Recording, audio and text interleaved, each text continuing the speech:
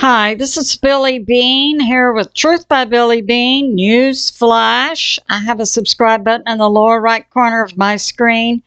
Thanks for like, subscribe, and share, and for hitting the like button, which helps my channel to grow. Some of the things we'll cover today. Change the name of the Gulf of Mexico to the Gulf of America, says President Trump.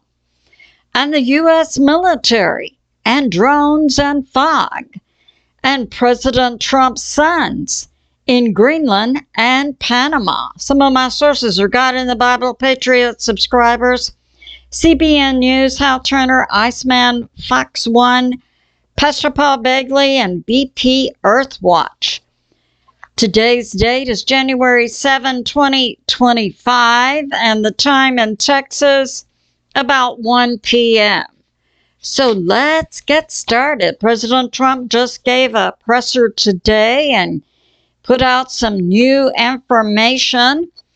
Now about Panama, he puts forth that the Chinese-controlled Panama Canal has been charging the U.S. ships and U.S. military ships a lot more money than other people, and that the Chinese military is now in control of the Panama Canal.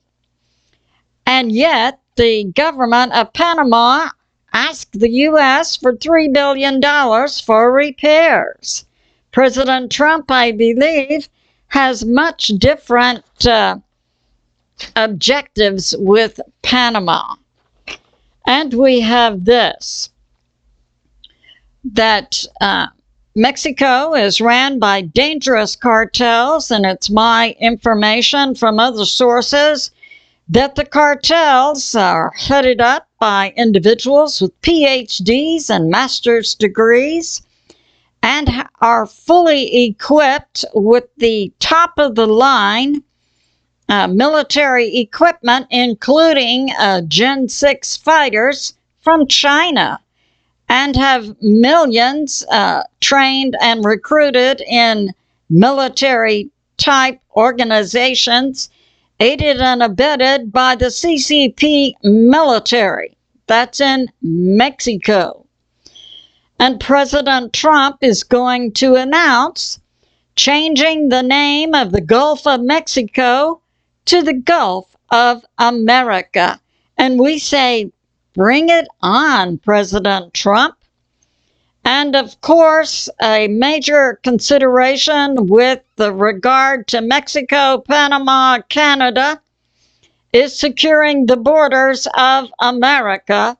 And we're hearing that President Trump is putting forth making Canada the 51st state. Can it be that Mexico might follow as the 52nd state? We'll see what the future holds. And we have this. He put forth that JB just recently is trying to close 625 million acres to drilling. President Trump will reverse that on day one, and his program will be drill, baby, drill. And he puts forth, in terms of energy, that windmills are very expensive, and the U.S. has to subsidize them, and that they kill birds and whales offshore locations, 25 to 40 stories tall. And President Trump's policy with regard to windmills: no more subsidies and no more windmills. We'll return to the old-fashioned oil and gas. And we will need in this nation, I believe, to increase the number of electric plants we have. We know that many computer big tech companies are bringing on AI. AI needs twice as much electricity as other businesses need. So President Trump is putting forth companies that come in and invest in the U.S. $1 billion or more will receive significant tax reductions, and he's putting forth that new plants built in the U.S. need to also build at that time their own power plant. So Make America Great Again is going to go forth on many levels. And we have this. The stock market is up, I believe, at the highest level it's ever been. It's obvious the American people and foreign investors as well have renewed confidence in America. So that's going on. And President Trump intends to curtail the current military conflict that's going on in Ukraine, and he laments about the hundreds of thousands of young soldiers killed on both the Ukraine and the Russian side. And this is going on. Panama. The U.S. needs to secure the Panama Canal for the economic security of America, as well as Greenland and Canada. And then next will be Mexico. On day one, President Trump will issue pardons for J6ers and begin an intense investigation into FBI agents that were involved, as well as Hezbollah, in the J6 event. And he puts forth only one person was killed that day, Ashley Babbitt, and it's my understanding she was killed by a Capitol police officer, and she was unarmed, as were all of the J6ers. And we have this, talking about what's going on in Syria. So we have two war fronts currently going on. We have the Middle East, and we have Ukraine, Russia. President Trump has already selected envoys for the Middle East and for Ukraine, Russia, whose job it is to bring peace to these areas. Now, President Trump puts this forth regarding Syria, that Turkey was wanted to bring about a land grab in Syria. And we see Israel also claiming land. And President Trump has asked President Erdogan to protect the Kurds. And I would believe that he also extended that to Christians who are in Syria. And President Trump, before the inauguration, reiterates his conditions to the Hamas in Israel to release the hostages, or on day one of his inauguration, all hell will break loose in that area. And we say, good for President Trump. For too long, these hostages have been held, and it's believed by many that this and that happened. President Trump has drawn a line in the sand, and we, the people of America, support President Trump and believe that he will not back down from that line in the sand. So that's going on. And now we have this.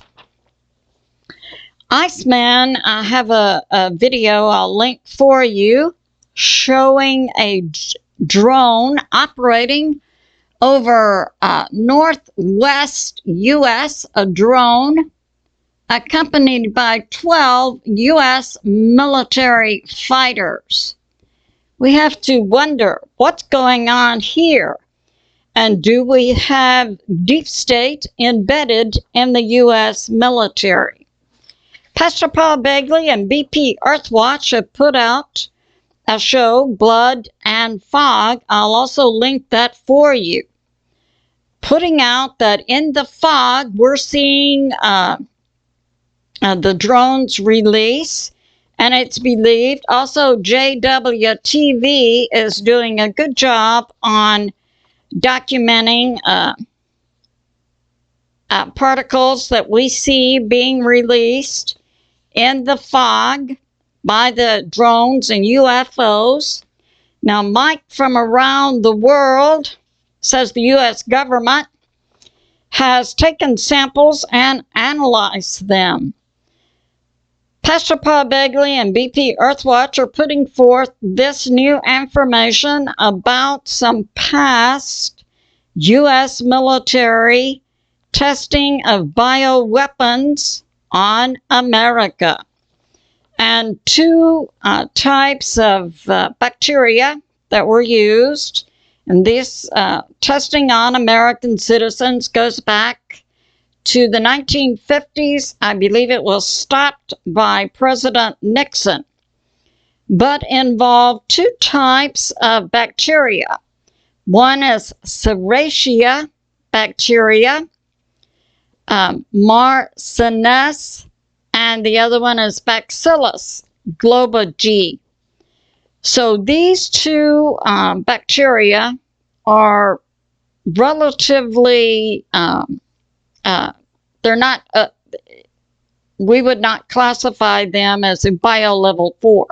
They are things like mold and another Serratia can cause some respiratory effects. Now, my research between these two bacillus is that they might work against one another, and that the U.S. military was engaged in this bioweapons testing over the U.S.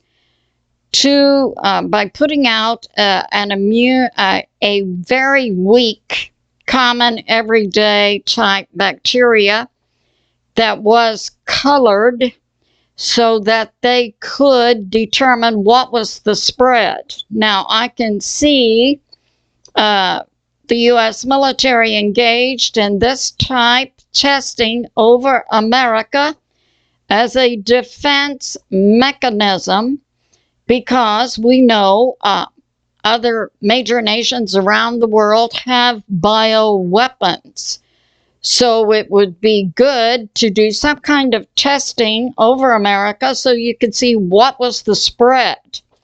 Now, currently, we do not know what is involved in the fog that we're seeing over the East Coast and other areas where we're seeing these drones and orbs. So that's going on. And now we have this. Yeah.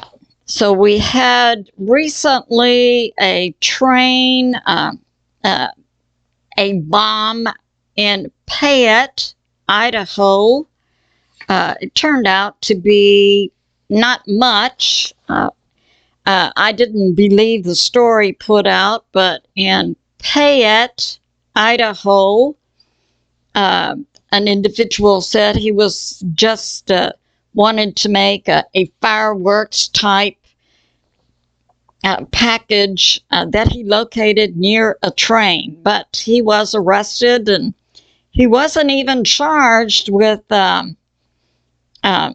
bomb situation, but rather I think he had outstanding warrants for drugs and stuff like that. But my take on it, when I heard about this incident, now we're familiar with the concept of predictive programming. Payette sounds very much like this town, Priyet, and that was the town where Chernobyl was located. Chernobyl was a nuclear power plant that had a meltdown in 1986, located on the border between Ukraine and Belarus. I take this train incident in Idaho possibly to be some type of predictive programming between the the common sounds of payet and preyet. Now, I just watched, and I can recommend Chernobyl. It was you can buy it on a DVD from Amazon. Chernobyl was an HBO miniseries. I found it very factual and very real, and I would recommend people watching that if they haven't seen that. But now we have this. What's going on? Ukraine has hit the Zaporizhzhia nuclear power plant with the intent, it's believed, to cause a nuclear catastrophe. January 5 with drones. But they didn't hit the area that contained the rods. They instead hit a training center. But it's believed that Ukraine is trying to bring about some type of radiation disaster. I know I had a word from the Lord in 2023, and one of those was radiation sickness. We can get from radiate nuclear power plants or bombs, but also from the sun. So that's going on. And now we have this. So Israel is now putting forth a land grab, some would say. So Israel is doing a land grab.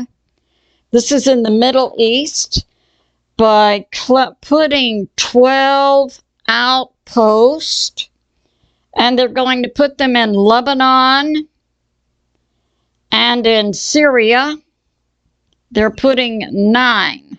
So 12 in Lebanon and 9 in Syria, and 2 on the around Mount Hermon, including on the other side of Mount Hermon on the deeper Syria side. So that's going on. And now we have this. You think President Trump is going to be messing around? Well, Hal Turner reports just a couple of hours ago, Don Jr. is wheels down in Greenland, arriving on Trump Force One, and that another son, Eric Trump, is in Panama to discuss the Panama Canal. It's good to pray for America and world peace. I love you, and I'll see you soon.